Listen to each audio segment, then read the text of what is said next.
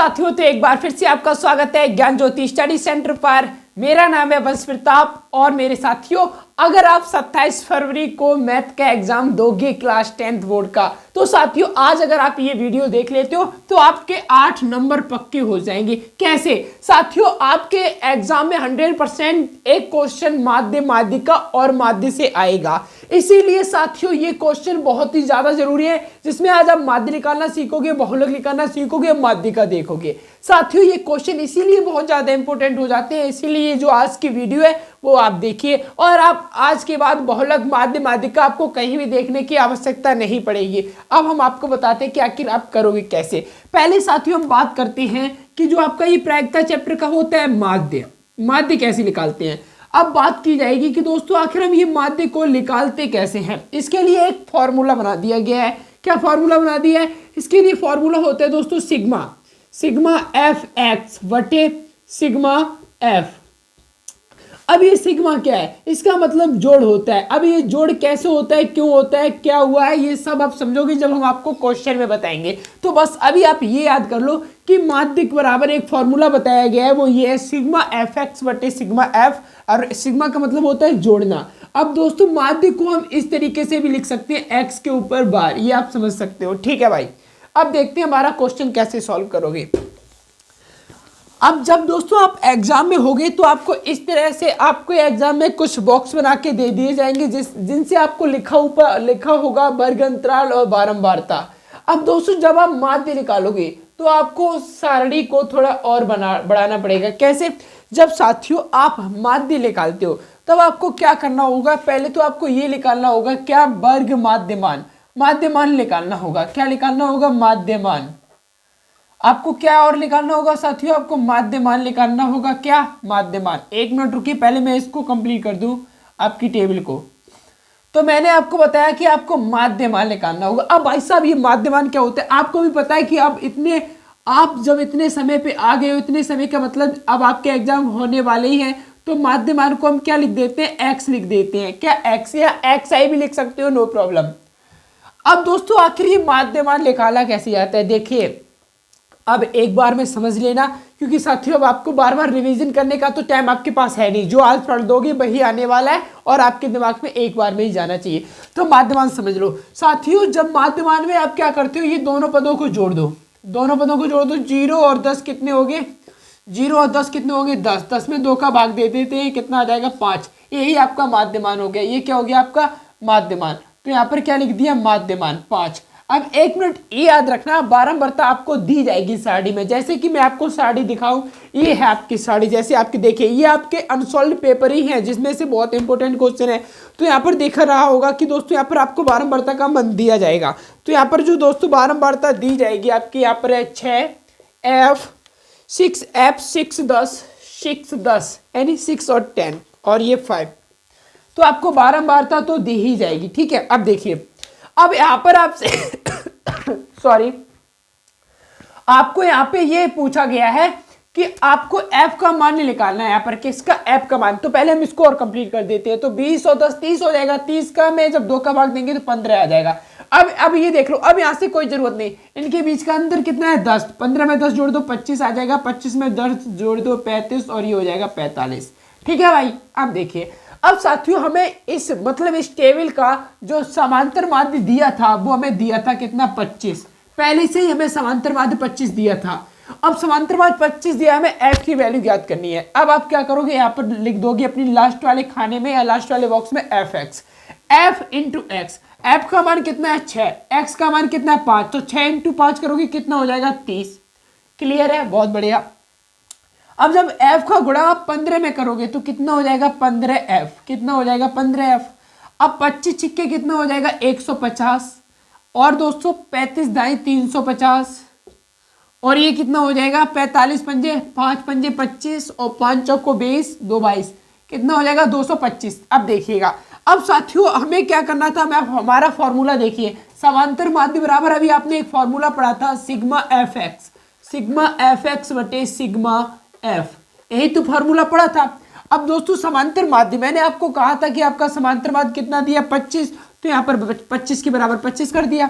अब आप देखिए सिग्मा एफ, देखिए यहाँ पर 1 मिनट और लिख दीजिए, आपको सिग्मा एफ की वैल्यू निकालनी होगी पहले, क्योंकि आपके फॉर्मूले में सिग्मा मतलब जोड़, तो एफ के सभी एफ को जोड़ देते हैं। तो देखिए क्या हो गया, 10 5 15, 15 6 कितना हो जाएगा 21, और 21 6 कितना हो जाएगा, 21 6 कितना हो जाएगा 27, 21 6 कितना हो जाएगा 27 हो जाएगा। ये बात आप लोग याद रखने का। और एक बार फिर से मैच कर लेता हूँ, 6F 6 10 5, ठीक है। तो आपने जब दोस्तों बारंबारता का योग किया तो कितना आ गया, 10 5 15, 15 6 21, और 21 6 कितना हो गया, 21 6 हो गया आपका 27, 21 6 कितना हो गया 27। तो आपका सिग्मा कितना आ गया, सिग्मा एफ प्लस 27 आ गया। सिग्मा एफ कितना आ गया दोस्तों, आपका एफ प्लस 27। अब सिग्मा एफ एक्स, यानी सिग्मा लग गया तो मतलब जोड़ होता है, तो इनको जोड़ दो आप सारों को, मतलब 5, और ये कितना रहेगा 5 ही रहेगा। अब दोस्तों 15 आपको यहाँ पर नहीं जोड़ना है, क्योंकि 15 एक चर हो गया और ये सब अचर है, इसलिए। तो 3 2 5, 5 और 5 10, 10 और 3 कितना हो जाएगा 13। यहाँ पर लिख देते हैं इस 5 को, 5। अब आपको ये जोड़ना है, 5 5 10, देखिए 5 2 7, 5 2 7, 5 12, अब 12 3 कितना हो गया 15 की 5 हासिल 1, फिर कितना हो जाएगा आपका 1 2 3, 3 3 6 2 8, 855 कितना हो गया 855। बस आपको ये एक बात याद रखना, कैलकुलेशन में कहीं मिस्टेक ना हो, इसलिए इनको क्रम के अनुसार ही लिखना, जिसपे आपको जोड़ करने में आसानी हो सके, नहीं तो आपका क्वेश्चन गलत भी हो सकता है, जैसे कि अगर आपने कैलकुलेशन गलत कर दी। तो दोस्तों देखिए अब यहाँ पर हमारा जो समांतर माध्य दिया था कितना दिया था 25, 25 बराबर sigma F x, sigma F x की वैल्यू कितनी आ गई दोस्तों 855 प्लस के कितना आया है 15F, प्लस के 15F बटे में क्या आ जाएगा दोस्तों, बटे में आ जाएगा आपका सिग्मा एफ एक्स, यानी ये कितना F प्लस 27, F प्लस 27। अब दोस्तों आपको ये कंप्लीट सवाल तो आप स्वयं ही करोगे, क्योंकि मुझे आपको बहुलक भी सिखाना है। तो आप क्या करोगे, देखो 25, ये क्या हो जाएगा आपका 25, क्या हो जाएगा 25। अब दोस्तों जब आप 25 का गुणा करोगे तो ये 25F हो जाएगा, प्लस का क्या हो जाएगा 25 इंटू 27, 27 बराबर क्या आ जाएगा आपका 855, क्या आ जाएगा 855 प्लस 15F, 855 प्लस 15F। अब दोस्तों इस 15F इधर आ जाएगा आपका, तो 25F में से क्या करोगे आप, यहाँ पे देखिएगा 25F में से 15F माइनस कर दोगे, बराबर क्या हो जाएगा। अब ये 25 गुणा 27 कितना होगा, देखिए यहाँ पर देख लेते हैं 25 इंटू 27। तो दोस्तों जब आप 25 इंटू 27 करोगे तो 25 पंजे 125, और 25 छिक्का 150, और 25 सत्ते 175 की 5 आ जाएगा हासिल 17। अब 25 दूनी 50 और 17 60 ही बोले तो 67, 675 आ गया, कितना आ गया 675। ओके, ये बात तो क्लियर है आपको। तो आपका ये कितना आ गया 15 माइनस ये 25 माइनस 15 बराबर क्या हो जाएगा 855 माइनस की कितना हो जाएगा आपका 675। अब दोस्तों आपका 10F बराबर कितना आ जाएगा, 10F बराबर यहाँ से देख लीजिए, 10F बराबर आपका आ जाएगा 855 में से 675 को माइनस करोगे तो 5 में से 5 जाएगा 0 आ जाएगा। यहाँ पर देखिए आप कहोगे फिर हमको तो समझ में ही नहीं है, यहाँ पर देख लीजिए, तो यहाँ पर 0, 15 में 7 गया 8, और ये कितना बचेगा 1। तो दोस्तों आपका F बराबर कितना आ गया 18, F बराबर कितना आ गया 18। जब आप यहाँ पर 18 रख दोगे तो आपका समांतर माध्य आपको 25 ही देखने को मिलेगा। तो अब आप समांतर माध्य इस तरीके से निकालते हो, बस आपको एक फॉर्मूला याद रखना होगा साथियों, क्या, सिग्मा एफ एक्स बटे सिग्मा एफ। ये किसका फॉर्मूला होता है, ये आपका माध्य निकालने का फॉर्मूला होता है, किसका, माध्य निकालने का। अब देखिए जब आप ये सारी चीजें कर लोगे तो आपको एक चीज और देखने को मिलेगी साथियों, वो बहुत ही ज्यादा महत्वपूर्ण है। अब वो क्या है, हम वो भी सीखेंगे। तो सीखने के लिए जरूरी क्या है, आपने इस सवाल को किया होगा और आपने सीखा भी होगा और आपने प्रैक्टिस भी की होगी। और ये कोई ऐसा वैसा सवाल नहीं था, आपके अनुसारिक पेपर का सवाल था जो कि पूछा गया था 2022 के एग्जाम में। अब ठीक है, अब इसको साफ करते हैं। अब दोस्तों इसको साफ करने के बाद हम आपको ये बता रहे हैं कि आपने ये सीख लिया है, आपने क्या सीख लिया है, आपने क्या सीख लिया। देखिए अब हम इतनी बनी रहने देते हैं साथियों। अभी तक आपने ये सीख लिया कि इस चैप्टर के अंतर्गत माध्य बराबर क्या होता है, माध्य बराबर क्या होता है, सिग्मा एफ एक्स बटे सिग्मा एफ, ये एक चीज होगी। और इस चैप्टर में आपको 3 चीजें सीखनी होगी। पहली चीज ये हो गई, दूसरी चीज क्या होती है, बहुलक। दूसरी चीज क्या है, बहुलक। अब बहुलक बराबर भी हमें एक फॉर्मूला होता है, बेसिकली बहुत सरल है। बहुलक बराबर फॉर्मूला है, वो आप नोट कर लीजिए, एल प्लस। अब एल क्या भी बता देता हूं, चिंता मत कीजिएगा। एल प्लस क्या हो जाता है इसमें दोस्तों, F1 माइनस F0 बटे 2F1 minus F0 minus F2 into H. Into क्या है, एच, यहाँ पर ये याद रखना, इंटू एच है, इधर इस साइड एच है, ठीक है। अब देखिए तीसरी चीज क्या है, यहाँ पर ये 2 चीज होगी। और तीसरी चीज क्या है, वो देखिए थर्ड चीज होती है आपका माध्यिका। क्या दोस्तों, माध्यिका। माध्यिका को आप माध्यक भी कह सकते हो, ओके। इसका फॉर्मूला होता है एल प्लस एन बटे 2 minus C F. C F होता है संचयी बारंबारता बटे आपका फ्रीक्वेंसी बाई बारंबारता इंटू एच। बस अब दोस्तों आपको सिर्फ पूरा जो चैप्टर नंबर 13 है आपका प्रायिकता, उसमें सिर्फ आपको बस ये 3 फॉर्मूले पढ़ने हैं और कैलकुलेशन करना सीख जाओ तो आपका ये कंप्लीट चैप्टर हो जाता है। प्रायिकता मतलब आपको बिल्कुल आसान लगने लगता है। लेकिन अब ये आसान बनाने के लिए आपको ज़्यादा से ज़्यादा क्वेश्चन प्रैक्टिस करने होंगे। कहीं आपको दोस्तों एफ का मान पूछ लिया जाएगा, कहीं आपको दोस्तों 2F का मान पूछ लिया जाएगा, यानी बहुत सारी चीज़ें घुमा फिरा के पूछ सकता है। अगर आपका कॉन्सेप्ट क्लियर होगा तो आप कोई सा भी क्वेश्चन कर सकते हो। तो अब हम ये जानेंगे कि बहुलक कैसे निकाल सकते हो। तो दोस्तों अब आप कैलकुलेशन आपको सेम करनी होगी, बस मैं आपको ट्रिक बता देता हूँ, वो समझ लीजिए।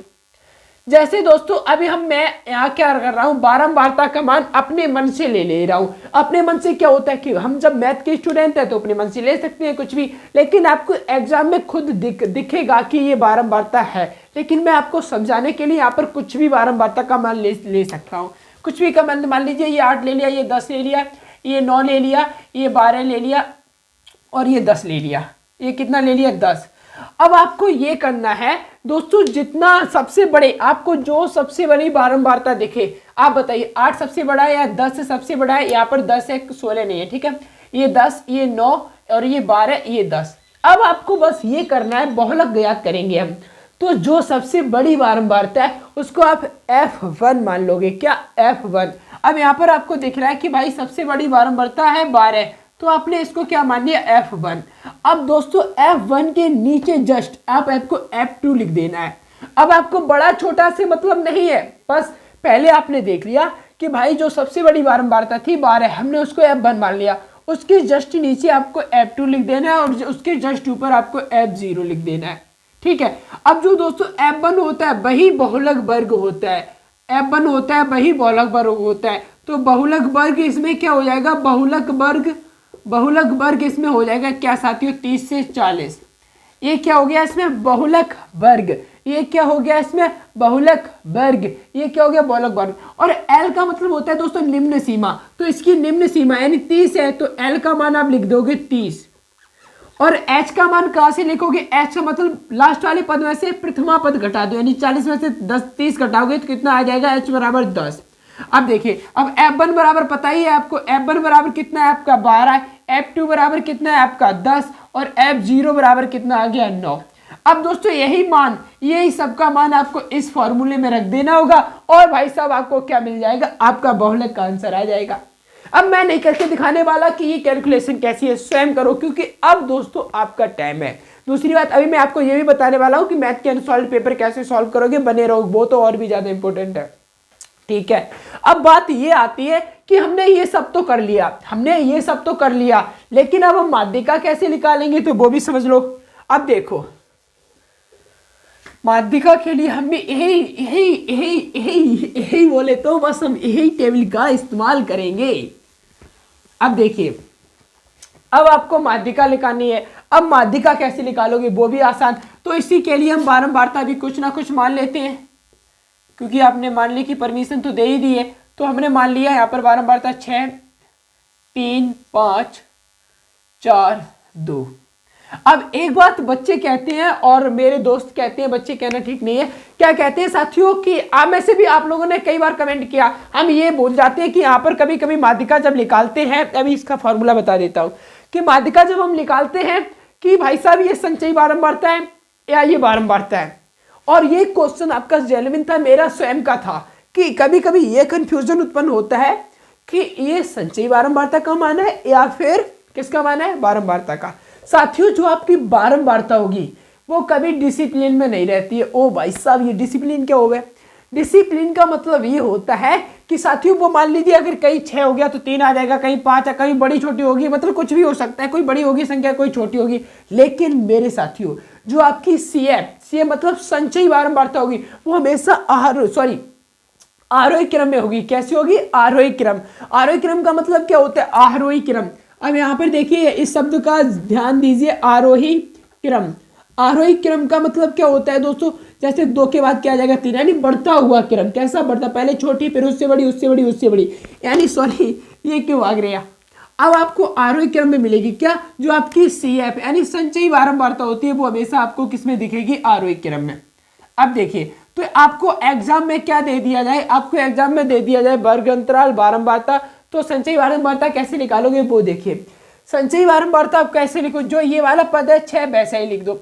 अब 6 में आपको 3 को जोड़ देना है, कितना हो गया? 9। अब 9 में आपको 5 को जोड़ देना है, कितना हो गया? 14। फिर आपको 14 में 4 को जोड़ देना होगा 18। 18 में 2 को जोड़ दोगे 20। अब दोस्तों ये क्या आ गई आपकी सीएफ। यहाँ तक अगर आपको चेक करना है कि हमने ये कैलकुलेशन यानी संचयी बारंबारता, इसको बोलते हैं संचयी फ्रीक्वेंसी यानी संचयी बारंबारता। अगर आपको ये चेक करना है कि हमने सही किया या गलत, तो आप बारंबारता का योग अगर आपको लास्ट वाला पद मिल रहा है किसका? संचयी बारंबारता का, तो ठीक है। तो इसको जोड़ना 6 3 9 9 5 14 14 4 18 2 20, यानी आपका सही है। तो टोटल एफ बराबर आप एन को लिख सकते हो, यानी एन बराबर आपका कितना है? 20 है। ये यहाँ पर याद रखना। अब देखिए, अब दोस्तों आपको क्या करना है? अब दोस्तों जैसे आपको टोटल बारंबारता में 2 का भाग दे देना है। जब आप इसमें 2 का भाग दोगे तो कितना आ जाएगा? 15। अब 15 से जो ज्यादा बड़ी संचयी बारंबारता है उसको आपको एक ब्लॉक में बंद कर देना है। यानी 15 से बड़ी क्या है आपकी? 18। 15 से बड़ी क्या है? 18। 15 से बड़ी क्या है दोस्तों? 18। अब दोस्तों आपने इस ब्लॉक को बंद कर दिया तो इससे जो ऊपर होती है वही आपकी संचयी बारंबारता मान ली जाती है, और जो बॉक्स के अंदर होगी ये होगी आपकी बारंबारता, और ये हो गया माध्यक वर्ग। तो आपका माध्यक वर्ग कितना आ गया? माध्यक वर्ग आ गया आपका 30 से 40। अब दोस्तों आप L का मान यानी निम्न सीमा, तो L बराबर आ जाएगा 30। L बराबर कितना आ गया? 30। H बराबर 10 आ जाएगा, क्योंकि आपको पता है 40 में से 30 जाएगा 10। अब F बराबर आपको पता ही है क्या आया? 4। और CF बराबर भी आपने निकाल लिया, 14 आया। कितना आया? 14। और दोस्तों n/2 बराबर आपका कितना आ गया? 15। अब दोस्तों आपने देखा था कि माध्यक का जो फॉर्मूला होता है, माध्यक का क्या होता है? L plus n/2 minus CF/F into H. अब दोस्तों जो L की जगह पे आप क्या लिख दोगे? 30 प्लस n/2 यानी 15 माइनस कितना हो जाएगा? 14/4 इंटू 10 हो जाएगा। तो इस तरीके से आप माध्यिका भी निकाल सकते हो। आई होप दोस्तों आपको बहुलक माध्यक माध्यिका समझ में आया होगा। दूसरी बात दोस्तों आपको MCQs में देखने को एक बहुत बड़ा जादू मिलेगा कि कहीं भी अगर मैं आपसे ये कह दूं कि अगर मैंने आपको बारंबारता नहीं दी, मैंने आपको टेबल लेवल कुछ दिया ही नहीं, सिर्फ डायरेक्ट बहुलक दे दिया, माध्यिका दे दी या ये दे दिया, तो एक फॉर्मूला आपको हमेशा एग्जाम में याद रखना है दोस्तों, बहुलक बराबर। और ये बहुत ही ज़्यादा इंपॉर्टेंट है, और जहाँ तक मैं लिख के दे सकता हूँ ये आपके MCQs में पूछा जाएगा। एक फॉर्मूला होता है बहुलक बराबर दोस्तों 3 गुणा माध्यिका या माध्यक माइनस 2 गुणा माध्य। ये दोस्तों आपका ब्रह्मास्त्र या कुछ भी समझ लो, ये फॉर्मूला आपको नंबर दे के जाएगा। ये बहुत ही ज़्यादा इम्पोर्टेंट है सॉरी, ये बहुत ही ज़्यादा इम्पोर्टेंट है। क्यों साथियों? क्योंकि ये फॉर्मूला के बेस पर आपके एग्जाम में एक MCQ देखने को मिलेगा। अगर आप चाहते हो कि आपका एक नंबर ना कटे तो दोस्तों ये फॉर्मूला याद करके जाना कि जो आपका बहुलक का मान होता है वो माध्यिका का 3 गुना माइनस माध्य के 2 गुने के बराबर होता है। जैसे अगर यहाँ पर माध्यिका का मान जैसे आपसे 30 दे देता तो 30 यहाँ कितना हो गया? 90। और माध्य का मान दे दिया 40, तो 40 इंटू 2 कितना हो गया? 80। तो 80 में 90 में 80 गया, कितना बचा? 10। यही आपका बहुलक हो जाएगा। यही क्या हो जाएगा? बहुलक कितना आ जाएगा? 10। मतलब ये चीज़ इसलिए दी जाती है कि अगर आपको एग्जाम में टेबल नहीं देखने को मिलेगा तब आप ये डायरेक्ट फॉर्मूला लगा सकते हो। तो आई होप दोस्तों आपको ये भी क्वेश्चन यानी ये तो फॉर्मूला था समझ में आया होगा। अब बात करते हैं कि आखिर हम अनसॉल्व पेपर कैसे लगाएं। अब दोस्तों क्या होता है कि अभी तक कई सारे बच्चों का सिलेबस कंप्लीट नहीं हुआ होगा, तो वो वन शॉट वीडियोस देख रहे होंगे। पर साथियों आप रिवीजन कब करोगे? जैसे आपका मान लीजिए अभी आपने क्या किया, अनसॉल्व्ड पेपर खत्म कर लिए। अब दोस्तों आप बस टारगेट कीजिए, जैसे आज की डेट से तो आपको टारगेट करनी है 10 अनसॉल्व्ड पेपर ही टारगेट करनी है, 10 अनसॉल्व्ड, मतलब टोटल दोस्तों आपको 10 सेट लगाने हैं। अब वो 10 सेट आपको 2 बार खत्म कर देने हैं। कितनी बार? 2 बार। तो ये कम से कम आपको, अब इन पे प्रॉपर आपको 3 घंटा देना है साथियों। देखिए मैं 3 घंटा का क्यों कह रहा हूँ, देखिए जब शुरुआत में आप लगाओगे तो आपको 3 घंटे लगेंगे, लेकिन आप जब दोस्तों आपकी प्रैक्टिस अच्छी हो जाएगी तब आपको यही अनसॉल्व्ड आप 1.5 घंटे 1 घंटे में फेंक दोगी, मतलब बिल्कुल फाड़ दोगी, सॉरी इसको अनसॉल्व्ड को फाड़ने का मतलब आप पूरा कर दोगे। तो अभी अब आपको 10, आप ये मत देखिए कि हमारे में 50 सेट है या 18 सेट है या 20 सेट, आपको सिर्फ 10 सेट लगाने हैं और वो 10 सेट आपको एग्जाम तक 2 बार, आप वो 10 सेट किसी को भी दे दो और ये कह सको कि इसमें से कोई सा भी सवाल पूछ लो मैं कर लूंगा, या आप कर लोगे, कर लूंगी, जो कोई भी हो। तो आप बस ये ध्यान रखना कि आपको 10 लगाने हैं और 10 में आपका काम हो जाएगा, क्योंकि अब ज़्यादा टाइम नहीं है कि आप पूरी बुक को लगाते चलो। अगर आपने 2-3 बार बुक को खत्म कर दिया, अनसॉल्व्ड को खत्म कर दिया, तो फिर कोई बात नहीं। ये बात उनके लिए है जिन्होंने अभी तक अनसॉल्व्ड स्टार्ट नहीं किए हैं। तो आई होप दोस्तों आज का वीडियो आपको बहुत ही अच्छा लगा होगा। मिलेंगे आपको नेक्स्ट वीडियो में। जय हिंद, वंदे मातरम। और दोस्तों मैं उम्मीद करता हूँ कि आप करेंगे बोर्ड एग्जाम में टॉप। Bye bye.